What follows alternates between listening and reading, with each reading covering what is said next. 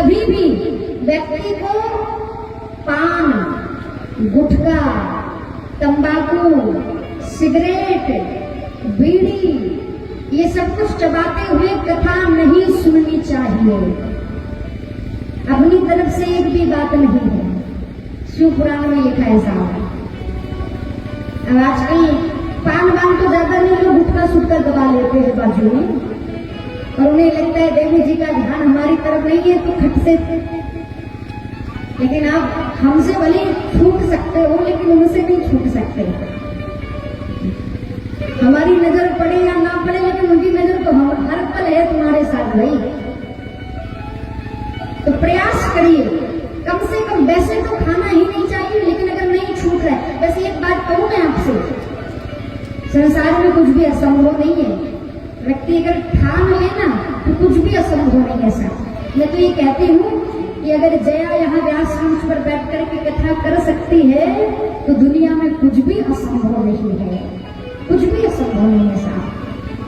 बाकी समय ना सही, लेकिन कथा में ये नियम बना रहे, ये हमें प्रयास करना चाहिए। गुटखा, पान, तंबाकू, सिगरेट, सुपारी ये चबाते हुए कभी भी भगवान की कथा नहीं सुननी चाहिए। क्या होता है उनके साथ?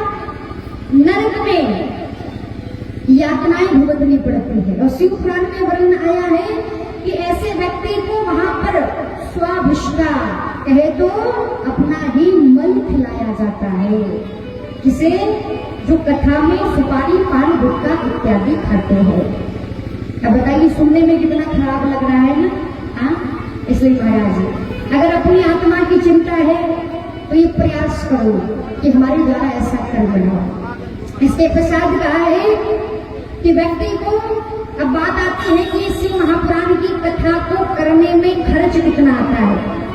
तो कहा कि जिस प्रकार से एक बेटी के विवाह में धन की आवश्यकता होती है, ठीक वैसे ही इस कथा को करवाने में धन की आवश्यकता पड़ती है।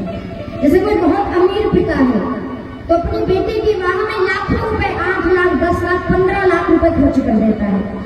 कोई मध्यम वर्ग का पिता है तो अपनी बेटी के विवाह में 5-8 लाख रुपए खर्च कर देता है। कोई और निम्न गरीब वर्ग का पिता है तो अपनी बेटी का विवाह 2-3 लाख रुपए में कर देता है।